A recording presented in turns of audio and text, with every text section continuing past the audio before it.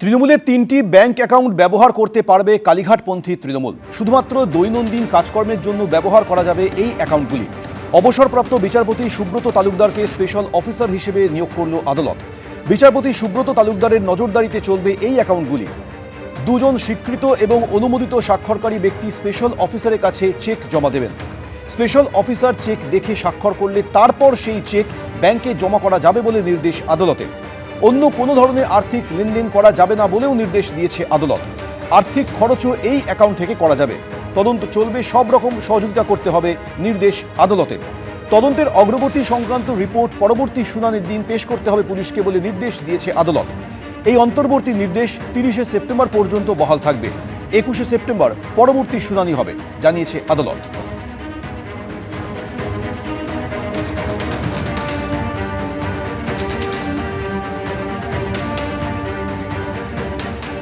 যে অর্ডারটা হলো, একজন স্পেশাল অফিসারকে অ্যাপয়েন্ট করা হয়েছে, মাননীয় বিচারপতি সুব্রত তালুকদার, হাইকোর্টের প্রাক্তন বিচারপতি।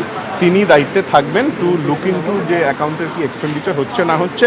অ্যাকাউন্টের যারা এই মুহূর্তের প্রেজেন্ট সিগনেটারি, তারা যদি তাদের মধ্যে থেকে দুজন যদি চেক পেশ করেন, সেই চেকটা পাস করবেন জাস্টিস তালুকদার। অ্যাজ পার যে এভিডেভিট দেওয়া হয়েছে, সেই এভিডেভিটের খরচার যে নিরিখ দেওয়া হয়েছে সেই বিষয়, এবং তার সাথে সাথে day to day expenditure, salary, legal expenditure ইত্যাদি বিষয়েও খরচা করতে পারবে রাজনীতি। পুরো নিয়োগ দুর্নীতি মামলায় এবার প্রথম সাপ্লিমেন্টারি চার্জশিট দিল ইডি, যেখানে নাম রয়েছে রাজ্যের প্রাক্তন দমকল মন্ত্রী সুজিত বসু এবং তার ছেলে। বিস্তারিত জন্ম আমাদের প্রতিনিধি আবির দত্ত রয়েছেন আমাদের সঙ্গে। আবির, কি রয়েছে এই সাপ্লিমেন্টারি চার্জশিটে? দেখো, এই যে সাপ্লিমেন্টারি চার্জশিট দেওয়া হয়েছে 186 পাতার পুরো নিয়োগ দুর্নীতি মামলার প্রথম সাপ্লিমেন্টারি চার্জশিট, এবং এই চার্জশিটে রাজ্যের প্রাক্তন মন্ত্রী সুজিত বসুর বিরুদ্ধে দেওয়া হলো। শুধুমাত্র রাজ্যের প্রাক্তন মন্ত্রী সুজিত বসুর বিরুদ্ধে এই চার্জশিট যে করা হয়েছে এমনটাই নয়। এই চার্জশিটে নাম রয়েছে সুজিত বসুর ছেলে সমুদ্র বসু এবং তার সাথে সাথে প্রাক্তন আমলা পুর নগরায়ণ দপ্তরের জ্যোতিষ্মান চক্রবর্তী, এমনটাও জানা যাচ্ছে। এবং এই যে তিনজনের নামে এবং আরও দুটি সংস্থার নামেও এই চার্জশিট করা হয়েছে।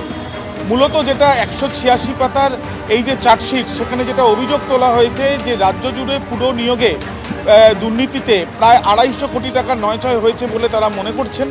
তার মধ্যে থেকে 20 কোটি টাকা আত্মসাৎ করেছে সুজিত বসু, এমনটাই তারা এনফোর্সমেন্ট ডিরেক্টরেটের তরফ থেকে তারা তদন্তে পাচ্ছেন, যেটা তারা আদালতে জানাচ্ছেন।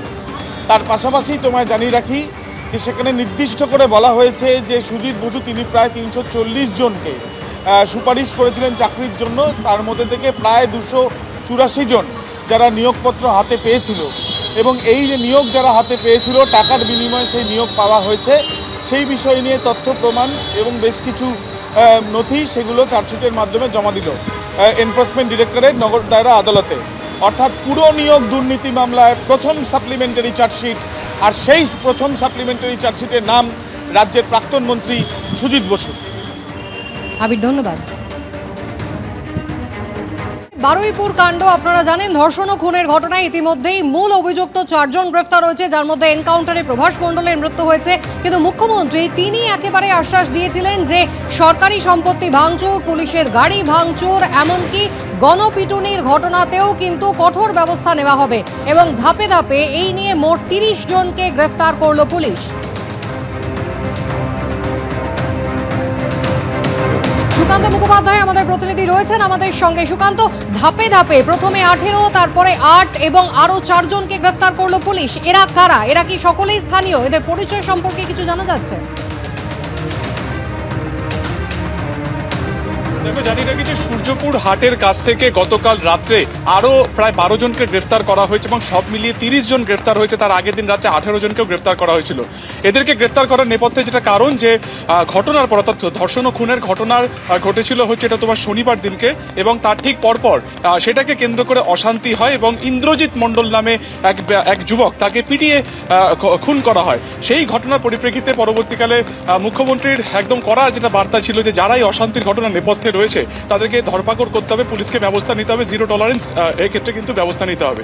এবং তারপরে আমরা দেখলাম যে সেই রাত্রে প্রথমে 18 জনকে এবং তারপর তাদেরকে জিজ্ঞাসাবাদ করে আরও 12 জনকে ধরা হয়। এবং যেটা জানা যাচ্ছে যে পুলিশের কাছে আরও কিন্তু এরকম প্রচুর এভিডেন্স রয়েছে, ডিজিটাল এভিডেন্স রয়েছে, যেখানে দেখা যাচ্ছে যে ইন্দ্রজিৎ মণ্ডলের বাড়িতে হামলা করা, সেখান থেকে টেনে হিচড়ে তাকে অন্য জায়গাতে নিয়ে যাওয়া এবং তাকে মারধর করা এবং গণপিটুনি দিয়ে তাকে হত্যা করা। এবং এর পাশাপাশি আরও অশান্তির ঘটনাতে কিন্তু আরও একাধিক ব্যক্তির যোগসূত্র মিলেছে, তাদের শনাক্তকরণের কাজ চলছে। এবং পুলিশের তরফে যেটা জানা যাচ্ছে যে তারাই ধরপাকড়ের যে প্রসেস সেটা তারা চালাবেন। এবং 30 জনকে আজকে এখনো পর্যন্ত গ্রেপ্তার করা হয়েছে। এদের মধ্যে যাদেরকে নতুন করে ধরা হয়েছে 12 জন, তাদের কাছে বারুইপুর আদালতে তোলা হবে। অন্যদিকে ধর্ষণ ও খুনের ঘটনাতেও চতুর্থ যে ব্যক্তি তাকে অ্যারেস্ট হিসেবে গতকালকে বিকেল বেলার দিকে শো করা হয়, সরকারিভাবে জানানো হয় যে কবির মোল্লা সে ওই ঘটনার সাথে একদম সরাসরি যুক্ত রয়েছে এবং আজকে তাকেও কিন্তু একই রকমভাবে বারুইপুর আদালতে তোলা হবে।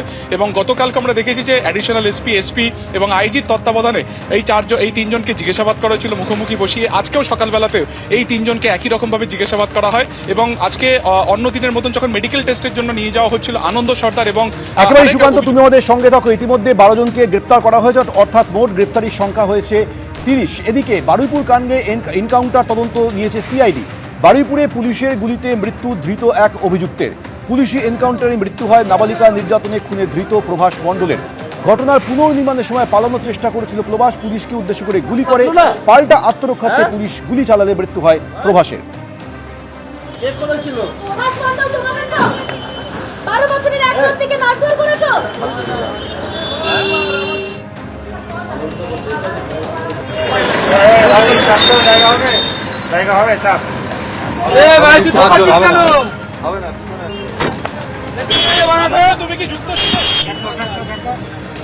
চাপ কি বাড়ছে এবার রাজগঞ্জের প্রাক্তন বিডিও প্রশান্ত বর্মনেরও? স্বপন কামিল্লা দত্তাবাদের সেই স্বর্ণ ব্যবসায়ী খুনের ঘটনার ফাইল কি এবার নতুন করে খোলা হবে? গতকাল রাতভর তার নিউ টাউনের ফ্ল্যাটে তল্লাশি চালান বিধাননগর কমিশনারেটের গোয়েন্দারা।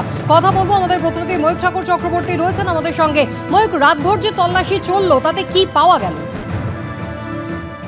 গতকাল নিউ টাউনের যে ফ্ল্যাট রয়েছে প্রশান্ত বর্মনের যে বাড়ি রয়েছে, সেই বাড়িতে বিধাননগর কমিশনারেটের একটা টিম, তার মধ্যে বিধাননগর ডিডির টিম ছিল, ফরেন্সিক এক্সপার্ট ছিল এবং সাইবার ক্রাইমের টিমও ছিল। তারা এসে সেই বাড়ি থেকে বেশ কিছু নমুনা সংগ্রহ করেন। এই বাড়িতেই কিন্তু ওই দত্তাবাদ থেকে অপহরণ করে স্বর্ণ ব্যবসায়ীকে নৃশংসভাবে খুন করা হয় এবং তার দেহ লোপাট করা হয়। এবং আমরা বারবার যেটা বলছি যে বারাসাত আদালতে যখন পুলিশ, বিধাননগর পুলিশ সাবমিশন করেছিল যে প্রশান্ত বর্মন এই কেসে কি মূল অভিযুক্ত এবং কেন মূল অভিযুক্ত, সেই সাবমিশনও তারা বলেছিল যে এই বাড়ির মধ্যেই কিন্তু প্রশান্ত বর্মন প্রাক্তন ভিডিও বেল্ট দিয়ে মেরে ওই নৃশংসভাবে ওই স্বর্ণ ব্যবসায়ীকে খুন করেন।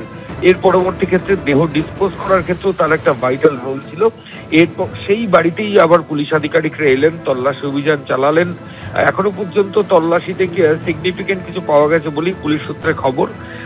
কিন্তু প্রশান্ত বর্মন এই কেসে এখনো পর্যন্ত পুলিশ আধিকারিকরা তাকে এই খুনের মামলায় মূল অভিযুক্ত হলেও তাকে ধরতে পারেননি। একটা ট্রাফিকের মামলায় তিনি অ্যারেস্ট হয়েছিলেন, পরে তার জামিন হয়ে যায়।